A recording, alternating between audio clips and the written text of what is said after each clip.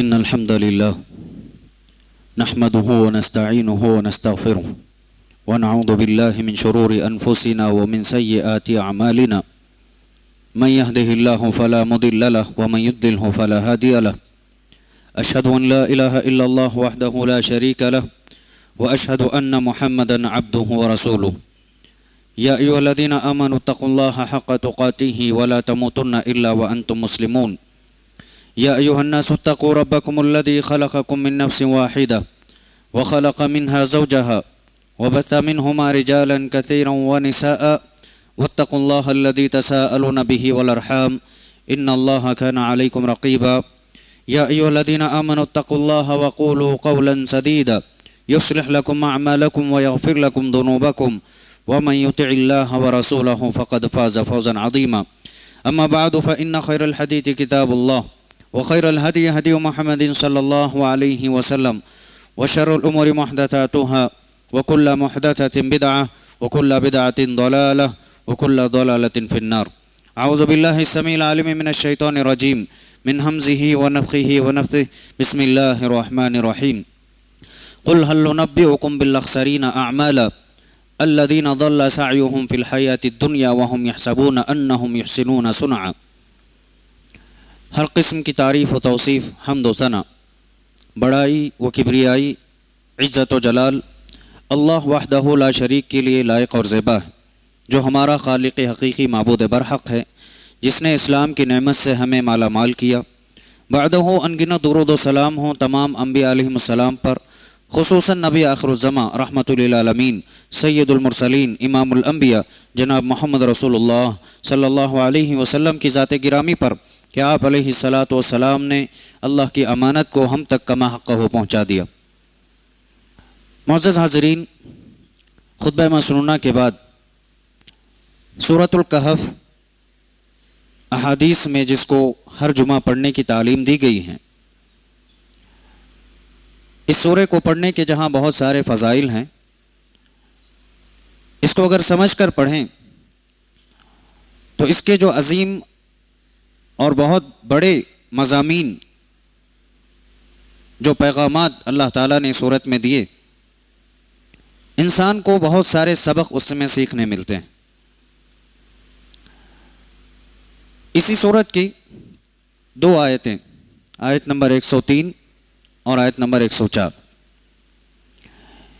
ان دونوں آیتوں میں اللہ تعالیٰ نے نبی کریم صلی اللہ علیہ وسلم سے فرمایا کہ نبی آپ لوگوں سے کہیے، کیا ہم تمہیں اس بات سے آگاہ نہ کروں، ہم تمہیں اس بات سے آگاہ نہ کریں کہ تمہیں بتا دیں اعمال کے اعتبار سے، عبادات کے اعتبار سے بہت زیادہ نقصان اٹھانے والے کون ہیں؟ سب سے زیادہ نقصان، اعمال میں سب سے زیادہ نقصان اٹھانے والے۔ پھر آگے فرمایا گیا کہ وہ لوگ ہوں گے جن کو ان کی دنیاوی محنتیں، دنیاوی تمام تر کوششیں ان کو لگی کہ یہ اچھے ہیں، لیکن ان کو وہ تمام محنتیں بیکار چلی گئیں، جبکہ وہ یہ گمان کر رہے تھے کہ ہم اچھا عمل کر رہے ہیں، ہم اچھی عبادتیں کر رہے ہیں، تو تمام تر دنیاوی محنتیں بیکار چلی گئیں، لیکن یہ اسی گمان میں رہ گئے کہ ہم اچھا عمل کر رہے ہیں اور اس کا ہمیں ثواب اور اجر ملنے والا ہے۔ تو یہ لوگ اعمال کے اعتبار سے سب سے زیادہ خسارہ، نقصان اٹھانے والے لوگ ہیں، جو اس دھوکے ہی میں زندگی گزاریں گے کہ ہم اچھا کر رہے ہیں، اور جب حساب کا دن آئے گا اللہ کے یہاں ان کی جھولیاں خالی ہوں گی۔ اس کی مثال مفسرین نے اس طریقے سے دی اس آیت کی روشنی میں کہ ایک تاجر تجارت کے لیے کچھ سامان خریدتا ہے، سامان تجارت وہ ایسی چیزیں خریدتا ہے جس سے اسے یہ امید ہوتی ہے کہ مجھے اس سے بہت زیادہ منافع حاصل ہوگا، بہت زیادہ پروفٹ میں لے سکتا ہوں، لیکن اس کی سوچ تھی جو کہ غلط ہو سکتی ہے۔ بازار میں جب جا کر اس نے اس کا سودا کیا تو وہ بہت کم داموں میں چلی گئی، یا پھر کہ بکی ہی نہیں، وہ چیزیں بکی ہی نہیں۔ کیا ہو گیا؟ نقصان ہوا، خسارہ اٹھایا اس تاجر نے، جو یہ سوچ میں تھا کہ میں اچھی چیزیں خرید رہا ہوں، سامان تجارت، اس کو بیچ کر اچھا فائدہ اور منافع میں حاصل کر سکتا ہوں، لیکن جب رزلٹ آیا، نتیجہ نکلا، تو گویا اسے نقصان اٹھانا پڑا، اس کو ویسا پروفٹ نہیں ملا، اس کو ویسا فائدہ نہیں ملا۔ تو کہتے ہیں کہ ایک انسان اس دنیا میں رہتے ہوئے جو عمل کرتا ہے، جو عبادت کرتا ہے، ایک مسلمان کے لیے یہی اصول ہمیشہ طے ہونے چاہیے کہ مجھے ہمیشہ اللہ کی مرضی کے مطابق عمل کرنا ہے، اور اللہ کی مرضی سمجھانے، سکھانے اور بتانے کے لیے اللہ تعالیٰ نے ہر دور میں جہاں نبیوں کو بھیجا اللہ نے، ویسے ہماری امت میں اللہ کے نبی علیہ الصلاۃ والسلام کو اللہ تعالیٰ نے مبعوث کیا۔ اللہ تعالیٰ کن چیزوں سے راضی ہوتے ہیں، کن چیزوں سے اللہ ناراض ہوتے ہیں، کون سا عمل اللہ کے قریب کرنے والا ہے، کون سا عمل اللہ سے دور کرنے والا ہے، اور اتنا ہی نہیں بلکہ اللہ کے نبی علیہ الصلاۃ والسلام جو ہمارے ٹیچر ہیں، معلم ہیں، ان کی زندگی کے مطابق بھی اگر ایک مسلمان اپنی زندگی گزارنا شروع کر دے تو اس میں اس کو اجر و ثواب ہی ملے گا، ہمیشہ فائدے میں رہے گا اور سیدھے راستے پر رہے گا، سیدھے راستے پر رہے گا۔ تو اس آیت کا مضمون اور اس کا مفہوم یہی ہے کہ انسان عمل تو کر رہا ہے لیکن اسے یہ نہیں معلوم ہے کہ اس سے میرا رب راضی ہو رہا ہے کہ نہیں ہو رہا ہے۔ کچھ عمل سنت کہہ کر عمل کر رہا ہے لیکن اسے نہیں معلوم ہے کہ اللہ کے نبی علیہ الصلاۃ والسلام کو پسند تھا یا نہیں تھا، یا آپ علیہ الصلاۃ والسلام نے کبھی اپنی زندگی میں اس عمل پر آپ نے اس پر عمل کیا یا نہیں کیا ہے، اسے اس بات کا علم نہیں ہے، لیکن بس محبت ہے اللہ سے، محبت ہے رسول سے، جذبہ ہے، جوش ایمانی ہے، اس کی وجہ سے آگے بڑھ کر کے وہ عمل کر جاتا ہے۔ وہ اپنے گمان میں یہ سوچ رہا ہے کہ میں جو عمل کر رہا ہوں بس صحیح ہے، لیکن اللہ کے یہاں جو ترازو ہیں اس میں وہ بالکل کچرے کی مانند ہوگا، وہ دھول کی مانند ہوگا، اس کی کوئی حیثیت نہیں ہوگی اللہ کے پاس۔ تو بتائیے اس سے بڑا نقصان اٹھانے والا شخص کون ہو سکتا ہے؟ اسی بات کی طرف اشارہ کیا گیا۔ اور ایک اور آیت، 2-3 آیتیں جو ہم لوگ ہر جمعہ سنتے ہیں، سورہ غاشیہ کی 3 آیتیں ہیں جن میں اللہ رب العزت نے فرمایا محشر کا منظر بیان کرتے ہوئے، وجوہ یومئذ خاشعہ عاملۃ ناصبہ تصلی نارا حامیہ۔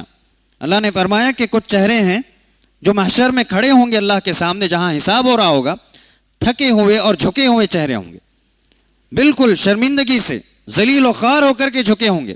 کیوں؟ اس لیے کہ انہوں نے جو اعمال کیے تھے صرف اس کی وجہ سے وہ تھکان ہی محسوس کی، تھک گئے انہوں نے اعمال کر کے، بہت زیادہ اعمال کیے جس کی وجہ سے تھک گئے، اور پھر انہیں یقین ہو چلا ہے کہ اب جو اعمال ہم کر کے آئے ہیں وہ صرف تھکانے والے تھے، اجر و ثواب دلانے والے اعمال نہیں تھے۔ تصلی نارا حامیہ، اللہ نے انجام بھی سنا دیا ان کا کہ یہ عنقریب جہنم میں جلنے والے ہیں، جہنم میں جلنے والے ہیں۔ ویسے تو مفسرین نے بالضبط اس آیت پر نصارہ جو عیسیٰ علیہ السلام کے دین پر عمل کرتے تھے ان کی طرف اشارہ کر کے کہا، کیونکہ یہ عمل تو کرتے ہیں لیکن ان کے پاس علم نہیں ہے۔ سورۃ الفاتحہ آخری آیت جس میں ہم لوگ کہتے ہیں غیر المغضوب علیہم ولا الضالین، کہ اللہ ان کے راستے پر مت چلا جو گمراہ ہوئے اور جن پر تیرا غصہ نازل ہوا۔ گمراہ ہونے والے یہی نصارہ ہیں جن کے پاس عمل کا جذبہ تھا لیکن کیسے عمل کرنا ہی نہیں معلوم تھا، اور وہیں یہود جن کے پاس علم تھا، نالج تھی، لیکن عمل میں بالکل ہی پیچھے تھے۔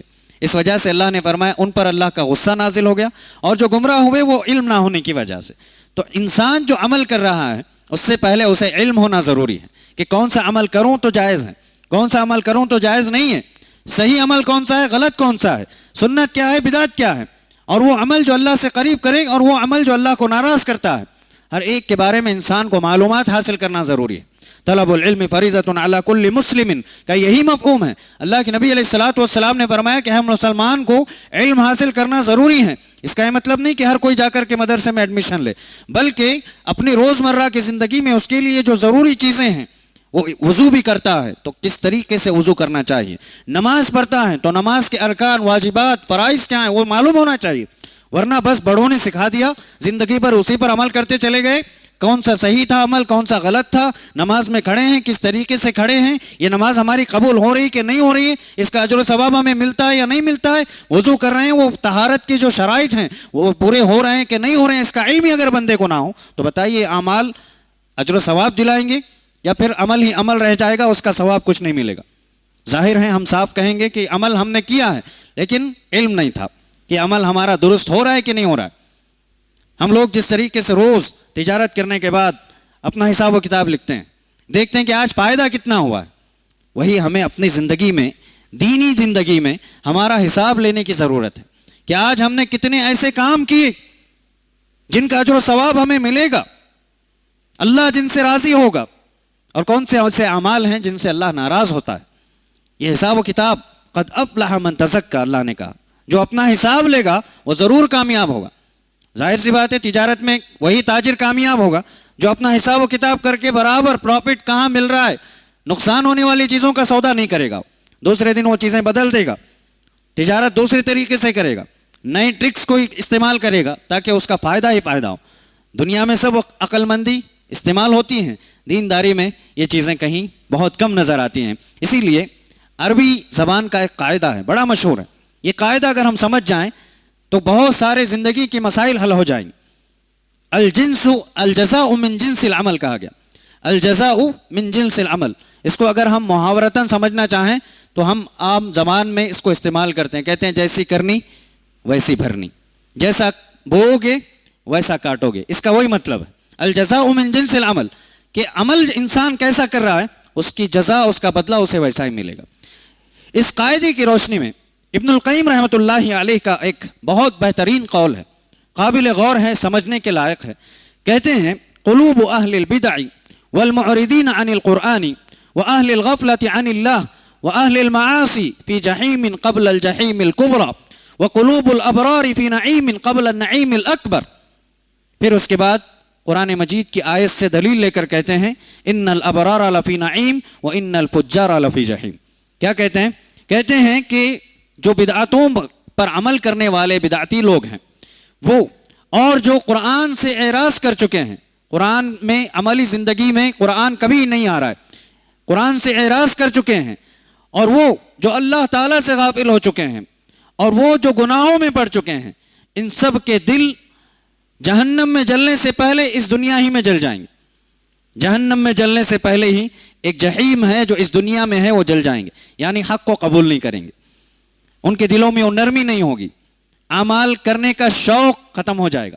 اور کہتے ہیں وہیں وقلوب الابرار، اور وہیں جو نیک لوگ ہیں جو ہمیشہ یہ سوچتے ہیں کہ اللہ کو راضی کرنے والا عمل کرنا ہے، نبی کی سنت کے مطابق عمل کرنا ہے، جو یہ عمل کرتے ہیں یہ ابرار قیامت میں جو اللہ تعالیٰ کی جانب سے نعمتیں ملنے والے ہیں ان سے پہلے بھی اس دنیا میں ان کو نعمتیں ملیں گی۔ دلیل کے طور پر یہ آیت انہوں نے پڑھی ان الابرار لفی نعیم، کہ اللہ کے جو نیک بندے ہیں وہ نعمتوں میں ہوں گے، اور جو نافرمان وَإِنَّ الْفُجَّارَ لَفِي جَحِيمٍ، اور جو نافرمان ہیں، فاجر ہیں، فاسق ہیں، وہ جہنم میں جلیں گے۔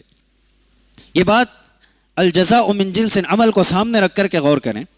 انہوں نے یوں ہی نہیں کہی کہ انسان اگر غلط کاموں کو پسند کرتا ہے، اس کی زندگی میں ظاہر ہے کہ غلطیاں ہوں گی، وہ غلط قدم اٹھائے گا، نقصان کا سامنا کرے گا، اسے نقصان ہوگا، برکتیں ختم ہو جائیں گی، ہمیشہ دل پسیجتا ہوگا، ٹینشن پریشانی میں رہے گا۔ وہیں کوئی انسان اچھے اعمال کر رہا ہو، اللہ کو راضی کرنے والا، تو روحانی طور پر اللہ تعالیٰ اسے سکون عطا کرتے ہیں، ذہنی قلبی سکون اللہ تعالیٰ عطا کرتے ہیں۔ اور پھر اس پر مزید اگر بات کریں تو ہماری دینی طور پر جو اعمال ہمیں کرنے ہیں، نماز ہے سنت کے مطابق، وضو ہے سنت کے مطابق، جو بھی اعمال ہم کر رہے ہیں وہ سنت کے مطابق اگر ہو رہے ہیں تو اللہ تعالیٰ دل کو ایک اطمینان عطا کرتے ہیں، ایک سکون عطا کرتے ہیں، اور روحانی طور پر اللہ تعالیٰ انسان کے لیے اچھا معاملہ کرتے ہیں۔ تو یہی جنت کی نعمتوں سے پہلے یہ نعمتیں اللہ تعالیٰ دنیا میں، قلبی سکون۔ آپ کسی بھی انسان کو جا کر کے پوچھ لیجئے سب سے بڑی دولت کیا ہے، کسی بھی انسان کو بغیر مذہب کے فرق کے آپ کسی کو بھی جا کر پوچھئے، سب یہ بولیں گے کہ بھائی ٹینشن نہیں رہی تو بس ہے۔ سب سے بڑی دولت انسان یہی سوچ رہا ہے۔ تو بتائیے کہ ہم دین پر عمل کرتے ہوئے بھی اگر ہمیں اللہ تعالیٰ یہ سکون عطا کر دیں تو پھر بڑی بات ہے، بڑی بات ہے۔ پھر اسی طریقے سے ایک اور قول سورہ بقرہ کی آیت نمبر 59 ہے، اس کی روشنی میں امام قرطبی رحمۃ اللہ علیہ نے بہت اہم نقطے کی طرف اشارہ کیا، بہت سمجھنے والی بات۔ بنو اسرائیل، آپ جانتے ہیں موسیٰ علیہ السلام کی قوم، ان پر اللہ تعالیٰ نے کئی آسانیاں کی، ایک غلطی کرتے پھر اللہ ان کو معاف کر دیتا، پھر دوسری کرتے ان کو معاف کر دیتا۔ ایسے ہی جب وہ بیت المقدس پہنچ رہے تھے اللہ تعالیٰ نے ان کو یہ حکم دیا کہ تم وہاں پر جھک کر کے سجدے کی حالت میں اور یہ کہتے ہوئے کہ حتتن حتتن، اے اللہ ہمارے گناہوں کو معاف کر دے، ہمارے گناہوں کی مغفرت کر دینا۔ دو عمل تھے، ایک جھک کر جانا ہے سجدے کی حالت میں تاکہ تواضع عاجزی ان کے ساری آئے، دوسرا یہ کہ حتتن گناہوں کو معاف کرنے کی دعا کرتے ہوئے، توبہ کی دعا پڑھتے ہوئے اندر داخل ہونا ہے. لیکن انہوں نے کیا کیا؟ اپنے من کی سنی. شیطان آیا، وسوسوں میں مبتلا کیا، تو جہاں جھک کر جانے کا حکم تھا وہاں اپنے سرینوں کے بدلے اس بل پر بیٹھ کر کے اندر داخل ہوئے، اور یہ کہہ رہے تھے جہاں اللہ نے حتتن کہنے کو کہا وہ لوگ حبتن من شعیرہ، یا پھر اسی طرح کہہ رہے تھے حنتتن گیہوں. اللہ نے کہا معافی کی دعا کرو، اور یہ کہہ رہے تھے بیج، ہمیں کیا ہے اناج چاہیے، غلہ چاہیے. یہ الفاظ کہہ کر کے داخل ہوئے. بہرحال یہ ان کا عمل تھا. اس کے بعد اللہ تعالیٰ نے ان کے بارے میں نازل کیا فَبَدَّلَ الَّذِينَ ظَلَمُوا قَوْلًا غَيْرَ الَّذِي قِيلَ لَهُمْ فَأَنزَلْنَا عَلَى الَّذِينَ ظَلَمُوا رِجْزًا مِّنَ السَّمَاءِ بِمَا كَانُوا يَفْسُقُونَ. ان لوگوں کو جو کہنے کا حکم دیا گیا تھا اس قول کو انہوں نے بدل دیا. تو ان ظالموں پر جنہوں نے ظلم کیا، کیونکہ اللہ نے جو حکم دیا تھا اس سے بدل کر کے انہوں نے اپنی منمانی اپنی طرف سے ایک لفظ بدلا جو توبہ کا لفظ تھا، اس کو انہوں نے بیج اناج کی طرف پھیر دیا. تو اللہ نے فرمایا فَأَنزَلْنَا عَلَى الَّذِينَ ظَلَمُوا رِجْزًا مِّنَ السَّمَاءِ. ان ظالموں پر اللہ تعالیٰ کی طرف سے عذاب نازل ہوا بِمَا كَانُوا يَفْسُقُونَ، اس فسق کی وجہ سے، اس غلطی کی وجہ سے. اس آیت کی روشنی میں امام قرطبی مفسر قرآن ہیں، لکھتے ہیں کہ غور کیجئے، اپنی توبہ کے لیے سکھائے گئے کلمے کو بدلنے کی وجہ سے، صرف اس کلمے کو بدلنے کی وجہ سے اللہ تعالیٰ کی طرف سے آسمان سے عذاب نازل ہوا بنو اسرائیل کے ان ظالموں پر. اب غور کرو ان لوگوں کا کیا انجام ہوگا جو اللہ کے دین سے کھلواڑ کرتے ہیں، جو رسول اکرم صلی اللہ علیہ وسلم کی سنتوں کو بدعات سے بدلتے ہیں، دین میں کھلواڑ کرتے ہیں، دین کی توہین کرتے ہیں. ایسے لوگوں کا کیا انجام ہونا چاہیے؟ یہ سوال انہوں نے پوچھا ہے. پھر اسی طریقے سے شیخ الاسلام ابن تیمیہ رحمۃ اللہ علیہ، نام بڑا مشہور ہے، آپ نے سنا ہوگا. انہوں نے اپنی ایک مشہور کتاب درء تعارض العقل والنقل، عقل اور نقل یعنی شریعت اور عقل میں کوئی تضاد ہے یا نہیں ہے. اللہ نے کچھ حکم دیے، ظاہراً عقل نہیں قبول کرتی ہے، لیکن کیونکہ اللہ کا حکم ہے بندے کو ماننا ہے. اس کی حکمت، کئی ایسے احکام ہیں جو انسان کو سمجھا دیے گئے، اس کی حکمتیں، اس کی مصلحتیں سمجھا دی گئیں، اور آدمی اگر غور کرے دین کے معاملات میں تو انسان کو سمجھ میں بھی آتی ہیں. اور کچھ ایسے احکام ہیں غیبی امور کی، اگر بات کریں جنت، جہنم، قبر کا عذاب، یہ انسان کو ڈائریکٹ سمجھ میں نہیں آتی، لیکن اس کی تفصیلات بتا دی گئی ہیں. تو جہاں لوگ یہ کہہ کر انکار کرتے ہیں کہ یہ چیزیں عقل میں آنے والی نہیں ہیں اس لیے ان کو ماننا نہیں چاہیے، جنت ہے یا نہیں ہے انکار کر دو اس لیے کہ عقل قبول نہیں کرتی. اس عقل کو بنانے والا خود کہہ رہا ہے کہ میں نے جنت تیار کی ہے، عذاب ہوگا قبر کا، میں نے جہنم تیار کی ہے، تو پھر ماننے میں کیا دشواری ہے؟ ماننے میں کیا دشواری؟ انہی نصوص کو، انہی دلائل کو واضح کرتے ہوئے انہوں نے ایک کتاب لکھی. اس میں ایک بات یہ لکھتے ہیں کہ ہمیشہ یاد رکھو بدعت جو دین میں ایجاد کر لی جاتی ہے، ان بدعت کا مکمل طور پر سنت کے موافق ہونا یا برحق ہونا ضروری نہیں ہے. کوئی بھی بدعت جو دین میں لائی جاتی ہے وہ مکمل برحق ہے یہ آپ کبھی نہیں مانیں گے، اس لیے کہ بدعت ہے، ورنہ پھر وہ باطل نہیں ہوتی. دوسری بات کہتے ہیں اور نہ ہی مکمل وہ باطل ہوگی، اس میں کچھ نہ کچھ حق کی چیزیں ملی ہوئی رہیں گی. تو کیا کہتے ہیں کہ حق اور باطل کی ملاوٹ ہی کو بدعت کہتے ہیں. اگر سیدھے، بڑی گہری بات ہے، کہتے ہیں کہ اگر سیدھے بدعت کو آپ انکار کر دیں، یہ کہہ کر کے یہ بدعت باطل ہے، آپ انکار نہیں کر سکتے، اس وجہ سے کہ اس میں حق بھی ملا ہوا ہے. اسی لیے لوگ گمراہ ہو جاتے ہیں. دلیل قرآن سے دی جا رہی ہے، دلیل حدیث سے دی جا رہی ہے، لیکن اصل مطلب وہ ہے یا نہیں ہے یہ کون سمجھائے گا؟ یہ سمجھنے والی عقلوں کو سمجھ میں آئے گا. تو وہی کہتے ہیں کہ بدعت مکمل حق برحق نہیں ہوتی ہے، اس میں کوئی نہ کوئی ملاوٹ ہوتی ہے، اور وہیں مکمل باطل بھی نہیں ہوتی ہے، اس میں تھوڑا تھوڑا حق ہوتا ہے. اب بتائیے کہ جب دین کے معاملے میں یہ ملاوٹ پسند نہیں، اللہ تعالیٰ کو پسند نہیں ہے، اور انسان کی بات کریں تو اپنے روزمرہ کی زندگی میں انسان کو سب خالص چیزیں چاہیے، دودھ بغیر پانی کے، گھی بغیر ملاوٹ کے، اسی طرح سے آپ بہت ساری چیزیں، شہد لے لیں بغیر ملاوٹ کے، بہت ساری چیزیں انسان کو بغیر ملاوٹ کے چاہیے، خالص چیزیں چاہتا ہے. کیوں؟ اس لیے کہ مضر صحت ہے، انسان کو وہ فائدہ نہیں دے گی جو فائدہ اس میں ہونا چاہیے. اور وہیں دین کی اگر بات کریں تو اس میں ملاوٹ ہو یا نہ ہو اس سے کوئی فرق نہیں پڑتا. سنت کیا ہے، بدعت کیا ہے، اس کو کوئی سمجھنا ہی نہیں چاہتا ہے. بس فلاں نے کہہ دیا، فلاں کی طرف عمل منسوب ہو گیا، اب پھر اس پر عمل شروع ہو جاتا ہے. اس میں کیا خالص ہے، کیا سنت کے مطابق ہے، کون سا عمل ہے جو اللہ کو راضی کر رہا ہے، اور کون سا ایسا عمل ہے جو اللہ کو ناراض کر رہا ہے اور سنت کی مخالفت پر آمادہ کرتا ہے. یہ ہم سوچنا نہیں چاہتے ہیں. اور جب آئینہ دکھایا جائے تو لوگ برا مان جاتے ہیں. آئینہ دکھایا تو برا مان گئے. حق کو اگر دلیلوں سے واضح کیا جائے، ہمیشہ دل سے اللہ تعالیٰ سے یہ دعا ضرور کیجئے کہ اللہ میرے دل کو حق کے لیے کھول دے. یہ بہت بڑی دعا ہے. اے اللہ حق کے لیے میرے دل کو کھول دے. زندگی بھر ہو سکتا ہے آپ غلطی پر ہو سکتا ہے. اگر آخری وقت میں کوئی آ کر صحیح بات بتا دے اور آپ اس کو مان لیں، دل کو شادہ کر کے مان لیں، تو اللہ تعالیٰ اس ایک رضامندی کی وجہ سے اللہ راضی ہو سکتا ہے. نجات مل سکتی ہے، یاد رکھیے. اسی لیے ہمیشہ یہ دلوں کی جو سختی ہے اسی وجہ سے آتی ہے کہ اللہ کو ناراض کرنے والے اعمال کرتے ہیں. ابھی جو ابن القیم رحمۃ اللہ علیہ کا قول گزرا وہ یہی تھا کہ جو اللہ سے اعراض کر چکے ہیں، قرآن سے اعراض کر چکے ہیں، ان کے دل جہنم میں جلنے سے پہلے اس دنیا میں جل رہے ہیں. حق کیا ہے، باطل کیا ہے، اس کی تمیز ہی ختم ہو چکی ہے ان کے دلوں سے. اسی لیے اللہ سے مانگیں کہ حق کے لیے اللہ ہمیشہ میرے دل کو کھولے رکھنا. یہ دعا کرنے کی ضرورت ہے. اسی طرح ایک کتاب، مشہور کتاب ہے شرح السنہ، امام بربہاری رحمہ اللہ، امام ابو الحسن بربہاری بہت مشہور عالم گزرے ہیں. انہوں نے بدعت کا ایک قاعدہ بتایا، ایک اصول بتایا. کہتے ہیں کہ ابتداءً بدعت کبھی بھی بہت چھوٹے پیمانے پر شروع ہوتی ہے، بہت چھوٹے پیمانے پر شروع ہوتی ہے، پھر آہستہ آہستہ اس میں اضافہ ہونے لگتا ہے، وہ بڑی ہونے لگتی ہے. اور جب شروع ہوتی ہے اس وقت لوگ یہ دیکھتے ہیں کہ حق سے بھی قریب نظر آتی ہے. کہنے والا دلیل دیتا ہے یا پھر عقلی طور پر کوئی بات سمجھانے کی کوشش کرتا ہے، کہیں نہ کہیں یہ نظر آتا ہے کہ یہ حق سے قریب ہے. جیسا کہ ابن تیمیہ رحمۃ اللہ علیہ نے بھی کہا. کہتے ہیں کہ چھوٹے پیمانے پر شروع ہوتی ہے، آہستہ آہستہ پھر اچانک ایک دین کی شکل اختیار کر جاتی، ایک مسلک کی شکل اختیار کر جاتی ہے. پھر اس کے بعد انسان اس سے چاہ کر بھی نکلتا نہیں ہے، انسان چاہ کر بھی اس سے نہیں نکلتا، اس لیے کہ اس کے گمان میں اب یہ بات ہے کہ جو میں کر رہا ہوں وہ صحیح ہے، جو میں کر رہا ہوں وہ صحیح ہے. اسی لیے علماء سلف یہ کہا کرتے تھے کہ ایک مشرک کا شرک سے توبہ کرنا بنتا ہے.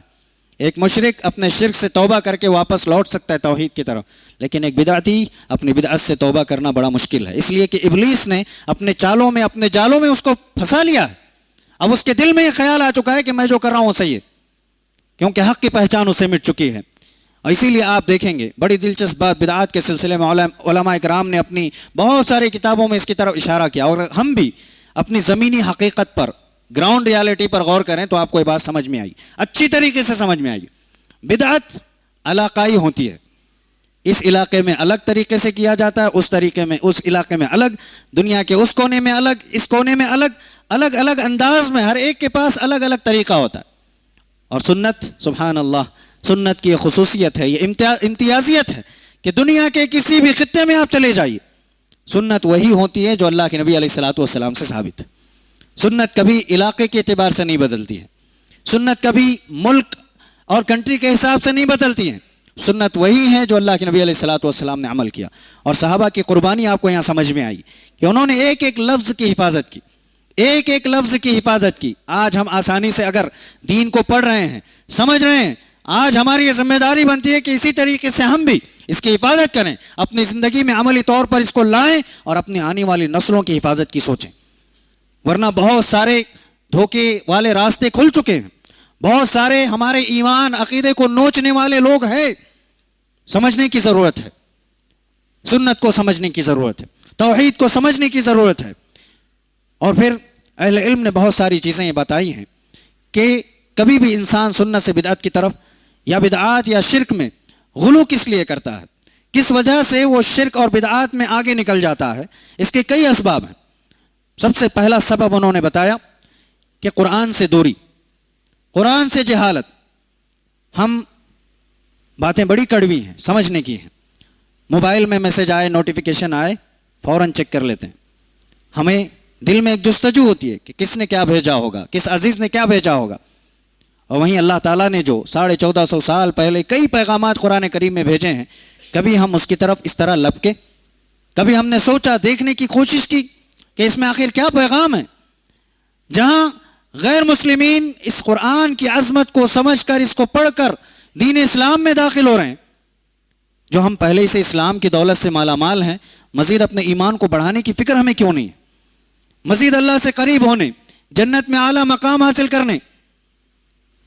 نام اگر لسٹ میں اوپر نیچے ہو جائے تو لوگوں کو حیرانی ہوتی ہے، لوگوں کو اعتراض ہوتا ہے. اور جنت میں اگر اونچا مقام مل جائے تو کتنی بڑی فضل کی بات ہے، کتنی بڑی فضیلت کی بات ہے۔ اس لیے انسان کو ہمیشہ ایمان میں آگے بڑھنے کی سوچنی چاہیے، اپنے سے اچھے لوگوں سے سیکھنے کی ضرورت ہے۔ ہماری حالت یہ ہو چکی ہے، دل اتنے سخت ہو چکے ہیں، کوئی اچھا عمل کر بھی رہا ہو اس پر اعتراض کی نظر دیکھتے ہیں، باتیں کرتے ہیں، بڑے بن گئے، بڑے اللہ والے بنتے ہیں۔ اللہ اکبر، یہ بڑی خطرناک بات ہے۔ اللہ کے اولیاء جو اللہ کو راضی کرتے ہیں، صبح و شام اللہ کی عبادت میں ہوتے ہیں، ان کے خلاف اس طریقے کے خیالات رکھنا گویا اللہ تعالیٰ سے جنگ کے موافق ہے۔ یاد رکھیے، من عاد علی ولیا فقد آذنتہ بالحرب، اللہ نے فرمایا، اللہ تعالیٰ نے خود فرمایا کہ میرے ولی کو اگر کوئی نقصان پہنچائے۔ اولیاء کون ہیں؟ اللہ کو خوش کرنے والے، اللہ کو راضی کرنے والے، وہ اعمال جو اللہ تعالیٰ کو پسند ہے، سنت کے مطابق عمل۔ سب سے بڑے ولی نبی ہوتے ہیں اپنی قوم کے، ان کے بعد صحابہ، تابعین، تبع تابعین، جن کی خوشخبریاں اللہ تعالیٰ نے قرآن کریم میں دی، اللہ کے نبی علیہ الصلوۃ والسلام نے دی، اور ان کے راستے پر جو چلیں گے وہ اللہ کے اولیاء بن سکتے ہیں۔ اللہ کو ولی کا کیا مطلب ہے؟ اللہ کا دوست، جن کی اللہ تعالیٰ غیبی طور پر مدد فرماتے ہیں، ان کو قلب سکون عطا کرتے ہیں۔ تو اس لیے یہ پہلا سبب ہے قرآن سے دوری اور جہالت۔ دوسرا، حدیث سنتوں سے دوری۔ حقیقت میں سنت کیا ہے نہیں معلوم ہے، سنت کہتے کسے نہیں معلوم ہے۔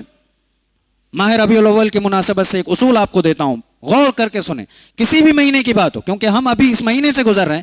یہ بات بتا دوں، سنت کی تعریف تمام متفقہ طور پر علماء نے یہ کی ہے کہ اللہ کے نبی علیہ الصلوۃ والسلام کا قول، آپ کا فعل، آپ کی تقریر۔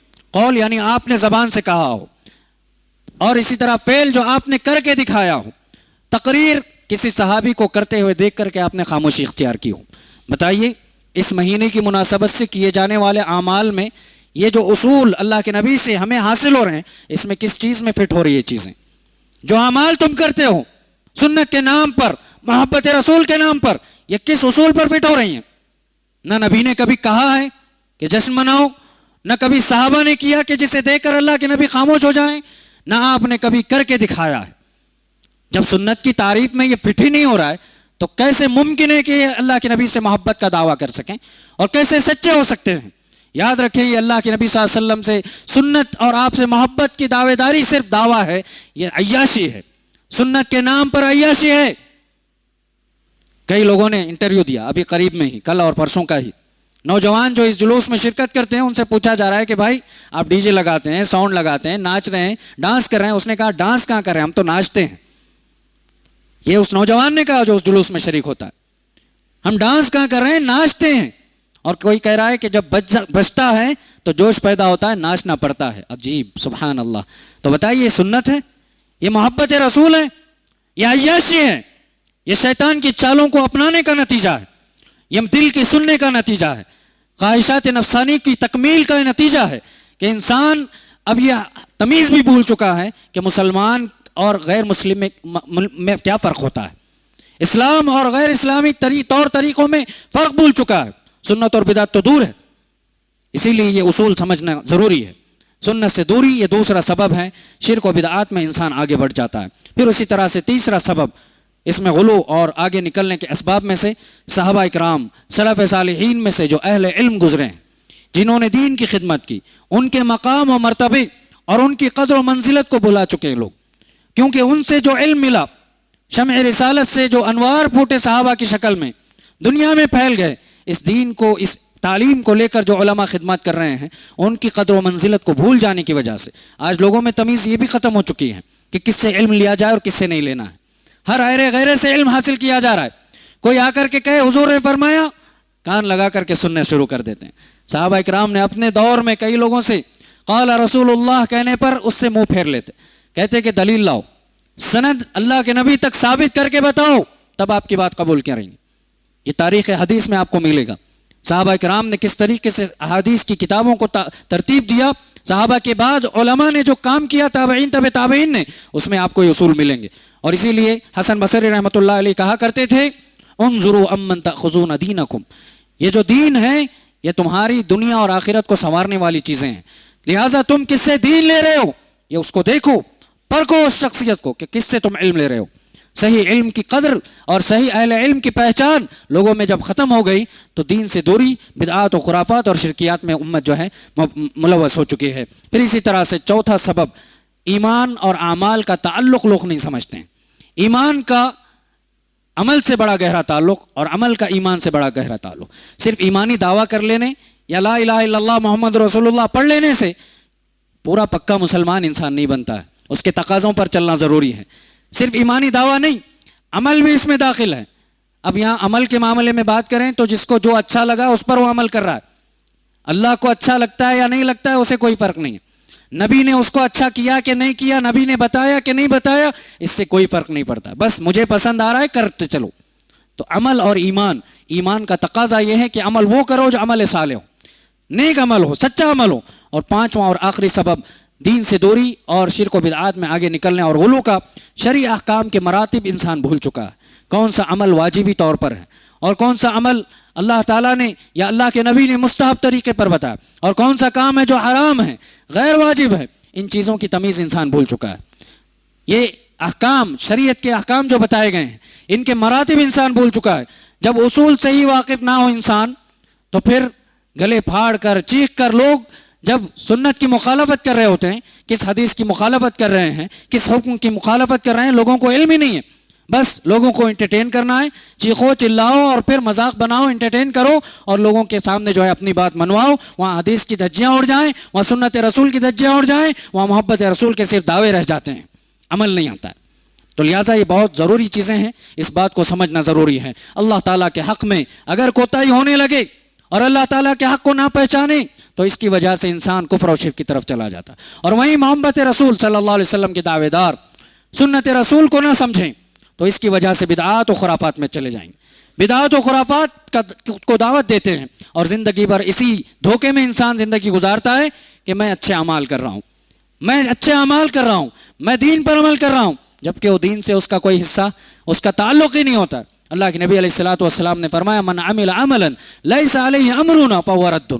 واضح اور صریح اور صحیح حدیث، اللہ کے نبی صلی اللہ علیہ وسلم نے فرمایا کوئی ایسا عمل کرتا ہے جس کا ہم نے حکم ہی نہیں دیا ہے، جو شریعت کا حصہ ہی نہیں ہے، فہو رد، وہ ریجیکٹ ہے، وہ مردود ہے، وہ مقبول نہیں ہے۔ اللہ تعالیٰ سے دعا ہے کہ اللہ تعالیٰ ہم تمام کو جو کچھ بھی باتیں ہم قرآن و حدیث کی روشنی میں سنتے ہیں، سمجھتے ہیں، کما حق ان پر عمل کرنے کے اللہ توفیق عنایت فرمائے، اور اللہ تعالیٰ ہمیں اپنے دعووں میں سچا بنائے، محبت رسول کے تقاضوں کو پورا کرنے والا بنائے۔ اللہ تعالیٰ ہر قسم کی بدعات، خرافات، شرکیات سے اللہ محفوظ رکھے، عقیدہ توحید کی نیک سمجھ اور توفیق عنایت فرما۔ اللہ تعالیٰ ہماری بھی حفاظت فرما، ہر شر سے، ہر فتنے سے ہماری اولاد اور ہماری آنے والی نسلوں کی اللہ حفاظت فرما، اور اللہ تعالیٰ ہماری نسلوں میں بھی ایمان، عقیدہ توحید اور سنت کو عام کر دے، آمین۔ وآخر دعوانا الحمدللہ رب العالمین۔